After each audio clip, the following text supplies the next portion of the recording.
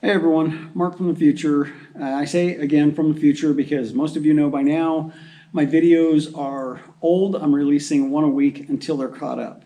Before I release one of my videos, I review it real quick to make sure that it's still pertinent. And this video is a review of our central fired boiler. And in it, I stated if I had any future problems, I'd check back to let people know.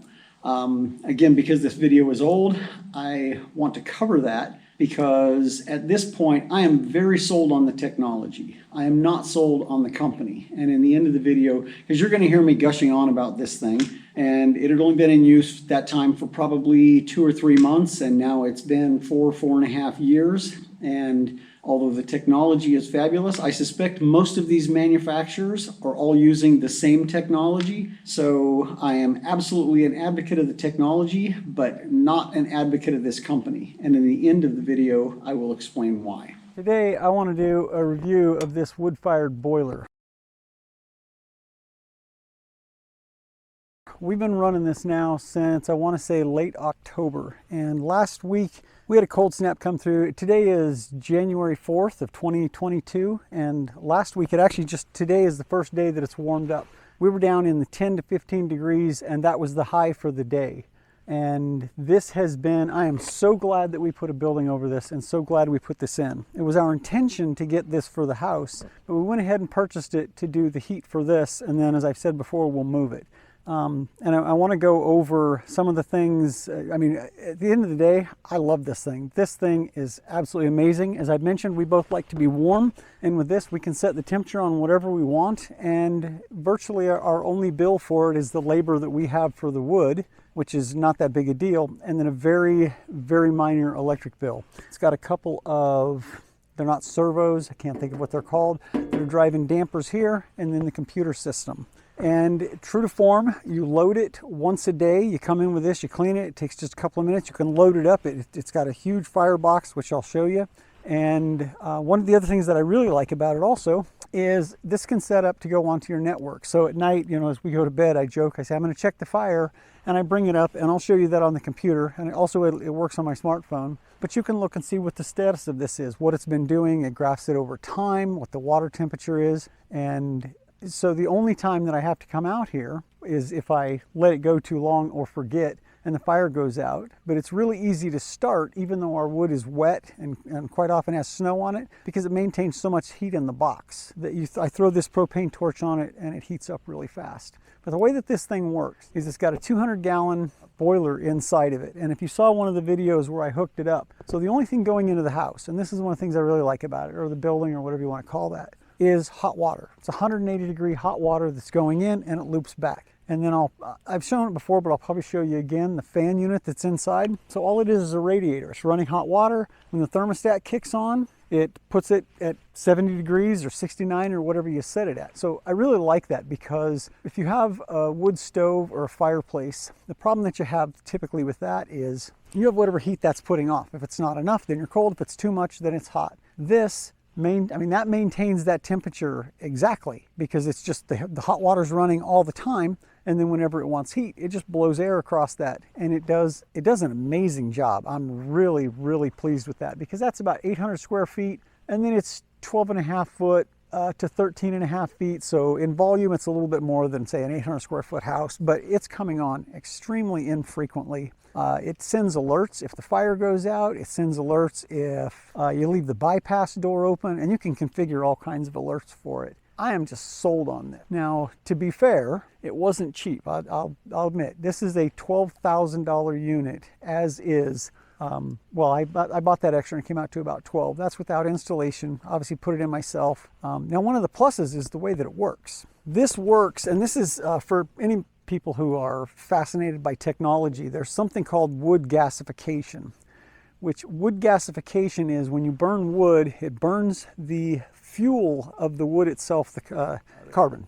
But anyway, when it heats up, it off gases. Well, those gases are flammable also, but those gases require a much higher temperature to burn. So the way this works, the firebox actually draws air and draws it down. And that's why this bypass is here. When you're lighting it, you open the bypass, that takes the firebox straight to the chimney so that it can get a really good draw and get going. Once you light it, you flip this up or down. It always runs in the down position except when you're filling it. And that's just so that you don't get a bunch of smoke in your face. But anyway, when it's burning, it draws the fire down into the bottom, into this area down here. And that is, they call it a reaction chamber, but basically all it is creating a vortex of these gases and superheating them so that they burn also. So that's the second thing that I really like about this. It's extremely efficient, which when I learned this, it kind of blew my mind. You can get a 26% rebate on solar panels and all things solar and green technology. This is a wood burning boiler, and you can actually get we're going to get a 26% rebate. So when I said it's $12,000, that's $12,000 minus 26% of the purchase price or purchase price and installation costs.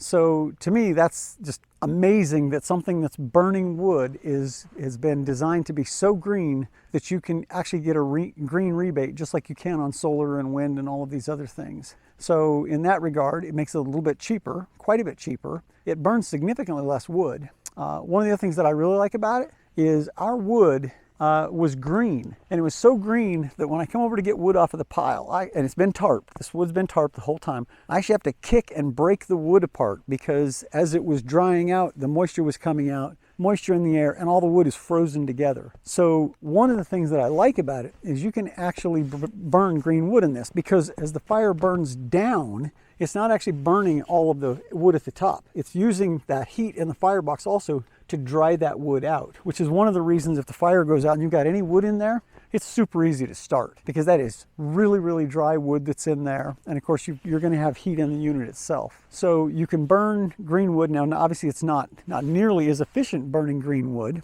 but it doesn't do like a regular wood stove will. The only downside that I have for this unit, and it's through no fault of the design, is the fact that it has these two damper motors and it's got this computer, meaning, and then on the inside, it's got that blower fan, meaning unlike a wood stove, with a wood stove, all you need is a match and wood, and you're going to get heat off of it. You have no additional technology required. This does take power. So if we lose power, or the computer goes out, or the fan units go out, which it did come, it had a bad fan. We got a new one, it's worked flawlessly since. But that is the downside. When it's 10 degrees, if you lose power, this unit is, like our house before, we had a house with radiant floor heating that we put in and a propane boiler. Same thing, because it uses electricity to control the boiler, and it uses electricity to run. In that house, it was the water through the floors, and this it's the water up to that unit, and then to turn the fan on. And we did lose power. We lost power probably about a week ago, and it was when it was cold. Now, the nice thing about this is the power that it requires is very minimal. So if you recall, I wired it up so that both this unit and the fan are in a plug, and they just plug into an outlet. And in that way, fortunately, I had a little bit of forethought, I guess you'd say, because all I had to do was come out. We've got the solar trailer here, and I ran an extension cord up and then plugged in, I plugged in a DeWalt construction outlet, 10 outlet power strip, basically construction-like, and I could hook up a light so that we had a light, and then I plugged this unit, which is all on one plug,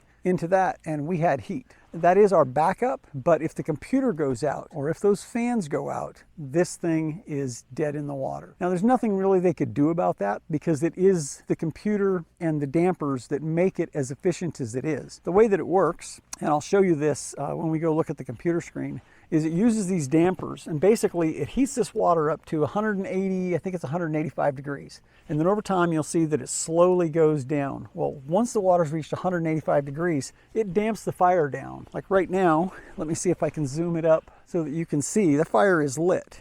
And you'll notice there is zero smoke coming out of that. It has damped the fire down to where that fire is nearly out. And then every 30 minutes, and this is adjustable also, it opens the dampers up and basically reignites it just to maintain that heat. And it does that every 30 minutes or how often you set. Once the water temperature gets down to 165, then it'll kick back on. It opens up the dampers, it lights the fire back up, and heats it up to 185. That's one of the reasons you can load this thing up once a day. So that's another thing I really like about it. It's super fuel efficient in that regard, and then it's not burning, it's just smoldering until you need heat out of the unit, which is why you can load it up and it'll last all day. Now that is another downside to these types of units. This thing has to be loaded every day. If you don't, it's going to burn all the wood out. But I mean, like any wood stove or fireplace, if that's what you're going to use for heat, you got to put wood in it. So when we build the house, I'm more than likely going to back this up with a propane boiler. So if we decide to leave, and I'll configure it so that if the water temperature gets down to say 150, the propane boiler comes on, so it's automatic, whatever. And then we'll have emergency power backup for if we lose utility power, because that one also would require power. So I am absolutely sold on this, even at the price that it was. You know, I was pretty skeptical when I looked at me. $12,000 is not an insignificant amount of money, but it's amazing. I mean, it's basically costing me about $5 a month probably to heat, you know, in 10-degree weather. And it's super awesome. All of this is completely outside of the house. The only thing going into the house or the building at this point is hot water. So all of your smoke, taking wood into the building, all of that is not an issue. Now, one of the things I've definitely learned because of the massive snowfall we get here is you're not supposed to have this covered. It's not supposed to be in a building. I am going to cover it. And the reason you don't put it in a building is when you open it, quite often the smoke just rolls out of it. Lots of smoke. You wouldn't want it in a building. But I'll probably cover it with a lean-to such that the smoke can go up. Because right now, and as you can see, this is not ideal with the snow all here. This has gotten slick as we get a little bit older. I want my wood covered. I want that covered so that if it's raining or whatever, you know, and that's just a comfort thing that I want to do.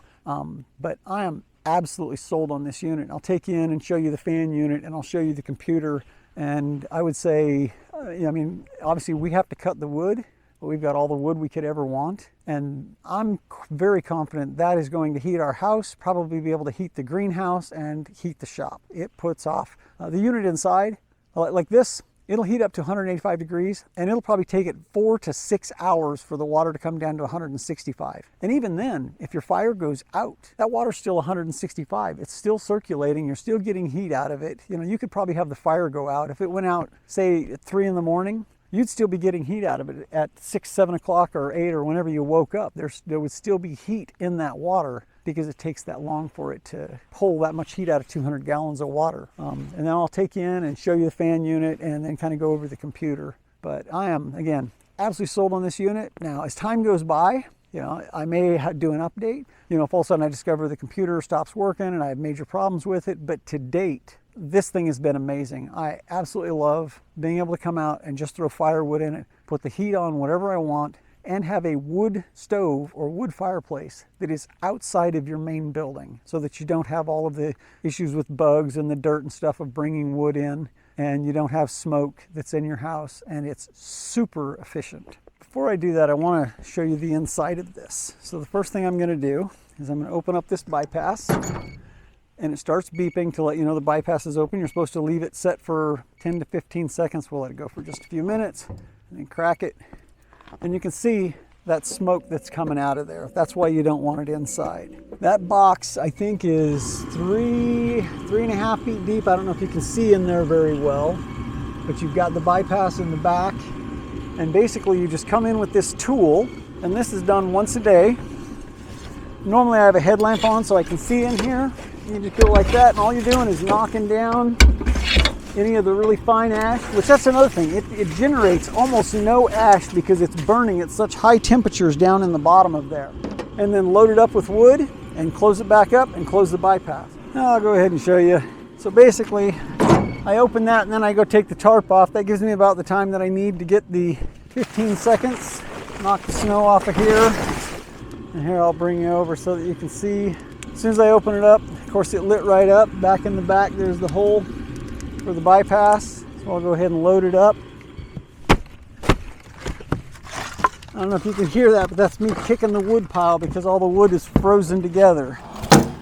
And you see the smoke coming out of it. And here you can see this wood is completely frozen together. It has snow on it.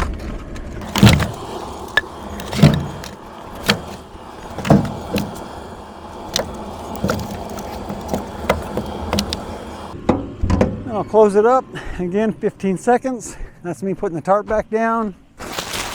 So if it snows, and then close the bypass. Now here we can see it's at 20%. You'll see it flashing 21% and it'll go up. That's the water temperature, and all this is being graphed. 23, and it'll stop once it hits 185 degrees. And it automatically came on even though it wasn't 165 because we had opened up the door. That's really nice because if you put wood in and it's got any snow on it or it's wet, it's going to automatically dry it out before the heat in that melts the snow or ice and the water comes down and puts your fire out. It's an amazing unit. Very happy with it so far.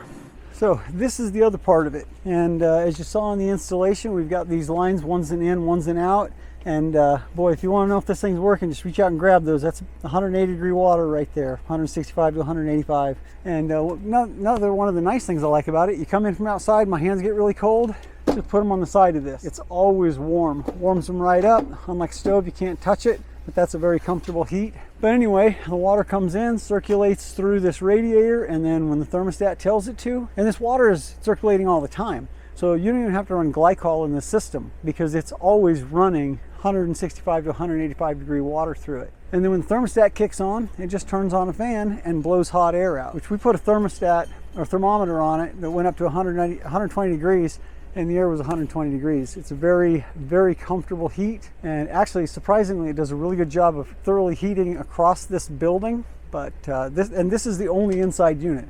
Now we're going to use it to do radiant floor heating in the house, and probably also in the shop, and then possibly even do some for the greenhouse when we build. We got this just for, this was a couple $100, 250 bucks I think for this unit right here, just to heat this building, which is, I said too many times now, temporary. Now the power that I was talking about when we lost power, because I wired this so that this plug right here, I don't know if you can see it, but there's a plug that goes into this box, which is just a power box, controls the fan, or powers the fan and the boiler. So all I had to do was run an extension cord, which this is the extension cord coming from the solar trailer, and then I just took this, unplugged it, put it into here, and we had heat.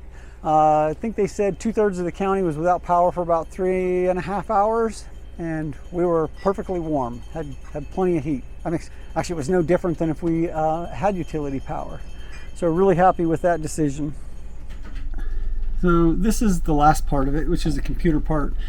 It automatically connects wirelessly to our local area network, and it uploads this to a cloud. Now, in some regards, I'm not real happy with uploading stuff because it gives, you know, Big Brother access to your data. For example, I don't think you can get microcontrollers or whatever they're called for solar panels anymore that aren't uploading all of your data, and it's a requirement. This is not a requirement. And but one of the nice things is if you have a tech support issue, you can get a hold of them. Also, the reseller that I bought it from, I can make it so that he can see this. So if I have any questions, I can get a hold of him and he can review this. So right now you can see that our reaction chamber is 100%. And our water is up to 185, so it's going to be cutting it off here. Shows you what the burn time is. It ran for 8 minutes to get that water temperature up to 185. That's the outside temperature. It's probably actually about right for today. I'm not sure where it's getting that, but if I click on the reaction chamber, you can now see the reaction chamber temperature is up. This is at 100%. It's going to be up, what is that, probably 850, 900 degrees. The thing that I really like about it, it also has a cold bed saver, so you can tell it, like this is set, it'll go for 7 hours, and then I forget what it does, but it shows how much time you have left. In essence, this never runs for a total time, because say it shuts down right now. I don't know if it's shut down. Well, yeah, set point is reached, so it's shutting down those damper, and it's dampening the fire down, but burn for 8 minutes. This only shows the collective time that it's burned, so that's going to sit at 8 minutes until it does a pulse again, so that and the pulse is what it's called when it opens the dampers up every 30 minutes to keep the fire going. So now we'll take a look at the history, and this is the screen that I really like. You can see here, this shows that I opened up the door, the bypass was open, then it was closed. Here's your cumulative burn time. You can see your reaction chamber temperature right here, so I can tell if I'm getting a good hot clean burn. Your water temperature, whether the fan is on or off, the mode for the vent, that is your reaction chamber, whether it's low, medium, high, and obviously you want that to be into high. And then over on this side, this is of course date time, and then you can see demand. As soon as I closed that door, it went into demand because I had the firebox open, so it's going to automatically heat it up to 185 degrees.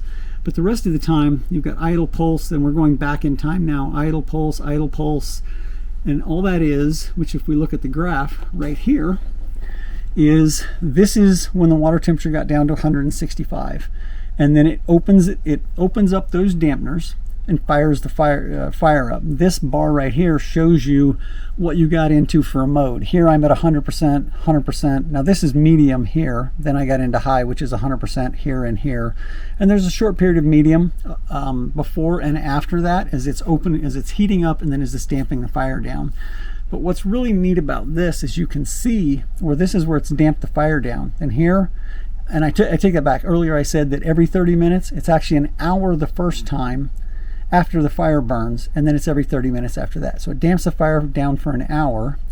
And here you can see that's where it fired it back up. You usually get a little bit of a tick in the water temperature, and then it damps it back down. And all that's doing is keeping the fire going. So here we're going from probably 2:30 in the morning to, what is that, 8:30? So that lasted about 6 hours before it even had to turn the fire back on. This is your water temperature. Obviously, it's slowly over time coming down. And keep in mind, this is with the temperature. I mean, right now at night it's probably 15 to 20 degrees, but it looked the same. We were averaging about 5 to 6 hours between times that it would I'll say light the fire.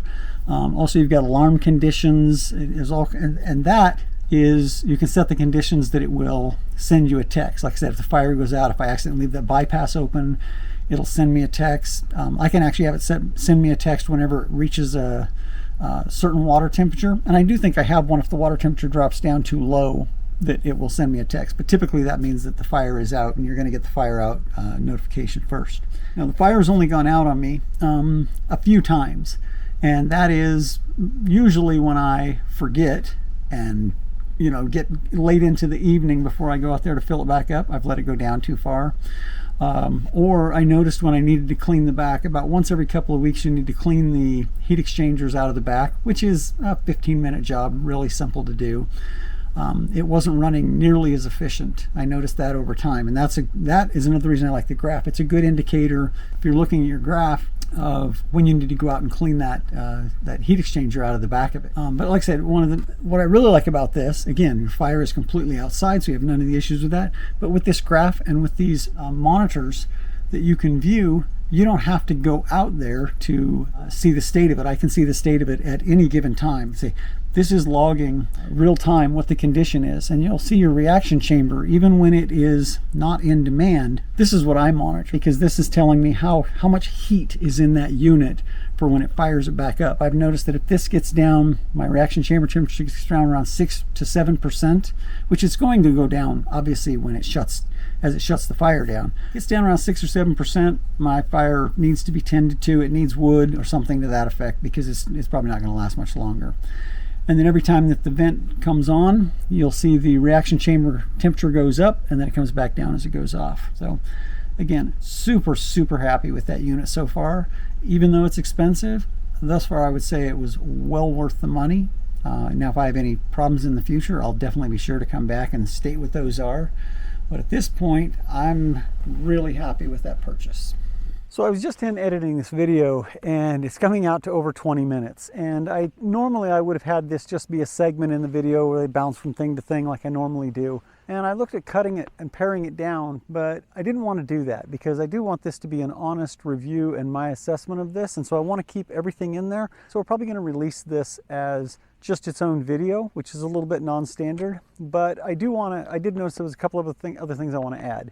I am in no way affiliated with this company. I in no way got any discounts, rebates, or a sponsorship or anything of that effect. We basically bought this from a reseller just like anyone else would, and we installed it ourselves. That's been the extent of our dealing with the company, other than to maintain the 25-year warranty, which this company's been around forever, and from what I understand, they have great customer support. But you have to take a water sample every year and send it to them. That's how you maintain the validity of your warranty, which we've already done that for the first year. The other thing is I didn't cover how much wood we've gone through. Now keep in mind, our wood is green, our wood is wet, so we're burning more wood, and we've been going now since, I think, like I said, late October.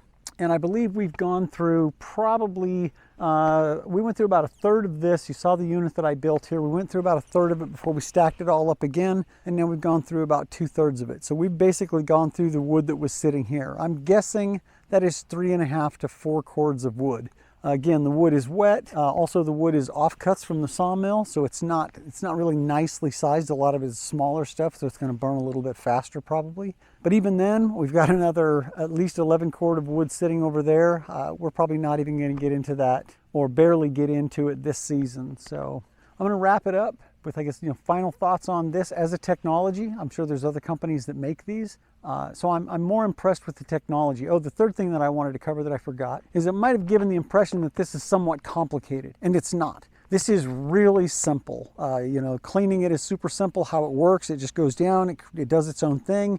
The computer, obviously I had to configure that, but the screen and everything that came up is the defaults. I haven't reconfigured anything. So literally I configured the network, got it on the network. I think I had to go create an account because it's uploading the data. But at that point, the screen is populated and it is what it is. I didn't have to go through. That's another thing that kind of drives me crazy is these new, massive menus that you're going through to get to everything. This is a fairly simple technology doing what really, in my estimation, is a very complex control of a fire burn so that you have a very efficient and you're getting the most heat out of the fire possible. I'm going to wrap it up there. So here are the problems that I had, which I already covered one in the video, and that is when I first got it, the fan was bad. One of the things that I didn't cover is, and I'm sure many people have run across people like this, I can't contact the manufacturer directly. You're working through a representative, and that's who I bought it through. You get on the internet, figure out who your local rep is. And the problem I had was with him. And I've run across this, as I said, many times in my working career. People who think that their knowledge or the technology is beyond you. As I think I mentioned in the video, the fan was initially bad. And it took me half a day to convince him because it was brand new. And he keeps going on and on about how the fan can't be bad, this is brand new. And it took me half a day to convince him that the fan was bad. And, perhaps my own fault. I didn't share with him what my education and history was. A few people have asked. Initially, I did aviation electronics for the Navy, which means out of the 9 years that I spent a little over a year, 8 hours a day learning electronics, to the point that I was able to clep everything except the humanities for my degree. And I will say, this is an aside, I've been to college, I've been to Navy training, I've been to certification classes, boot camps, preparing for certification classes. That was when I was in IT. And I'll say, hands down, Navy training by far. I mean, it's not even close. The Navy training I received, maybe it's not the same anymore, but it is 8 hours a day. For me, it was a little over a year of nothing but electronics. And, perhaps my own fault, I didn't share that with him, but troubleshooting a fan, when you've been trained in everything from, radar, wave propagation, comm nav, component, understanding schematics down to the component level and troubleshooting to the component level. Troubleshooting a fan is not rocket science. And so that was the first thing. But that really wasn't the company. That was him. That's just the way he came off, thinking that other people aren't smart enough to understand this rocket science technology. I did get the fan, got it replaced. And then right after the warranty went out, the computer went out. And I ran into the same problem because I can only talk to him. This time, it's the middle of winter, and basically what had happened is it's got two steppers that are used to open up the vents. So when the fan comes on, it controls the airflow to different areas of it using these two dampeners that are stepper controlled. And I had troubleshot that, basic troubleshooting, swap the steppers because they're both the exact same, see that the problem follows it follows the plug, not the stepper, check voltages, all of that. And it became pretty clear. And it took me about a day and a half to convince him that that was bad, and then another half a day for me to work through whether they were going to cover it under warranty. In the meantime, I'm having to sit and watch that graph, and then I'd go out and I'd put a stick, because it wouldn't open the dampener, which means the fire wouldn't go. And this is kind of the downside I talked about with these versus a wood stove. With a wood stove, again, you've got a match, you've got wood, and you've got draft, and you've got heat. With these, if that stepper goes out and it's not opening the damper, the fire won't stay lit. So I'm sticking a stick in the damper to keep it open, and then having to pay attention to the graph to make sure I pull the stick out, because you obviously don't want it to overheat. It will shut down if it gets over 200 degrees, but it's not going to shut down if you've got a stick stuck in the damper. So I'm getting up in the middle of the night to, you can imagine. And I will say, to the company's credit, it was about a month past the warranty on that. And I looked it up. It's a $400 unit. And they did give me a new one for free. But again, the challenge was dealing with this guy. However, since then, one of the things that you have to do, it's got a 25-year warranty. I believe the inside of it, it's a stainless steel housing, and you have to put an additive in the water. When you first start it up, you put this additive in the water, a certain amount, depending on how many gallons of water are going into it. They tell you all of that. It's a moly something, I forget what it is. And then you have to send it in. Once a year, you have to send a water sample in for testing. And they test the pH and they test the concentration level of that chemical that you've put in.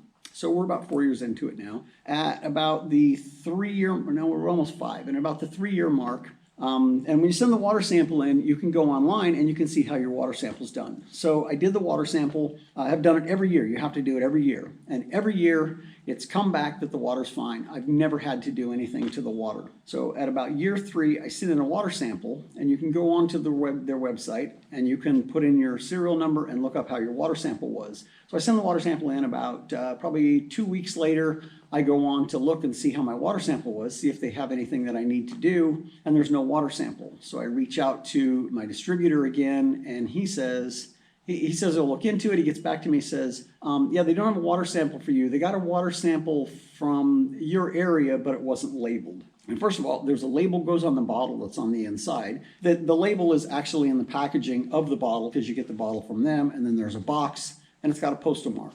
Okay, my first thought on that is we live in a very remote area. So remote that this entire area, they don't deliver mail. Everybody's got a post office. And it's a little 1,600 square foot post office downtown, or everybody's got a post office box. And it's a little 1,600 square foot post office. And I recognize where we're at. This is a place where there would be a higher number of wood-fired boilers. But again, there's about 10, 15 manufacturers of these, very remote. Odds are there's not that many. So rather than look and see, hey, who didn't we get a sample from, and reach out to their representative to let them know, hey, you sent in a sample that wasn't marked, they didn't do anything. Now, I agree, there's no saying that they have to, but this is the 25-year warranty on this. It's a big deal.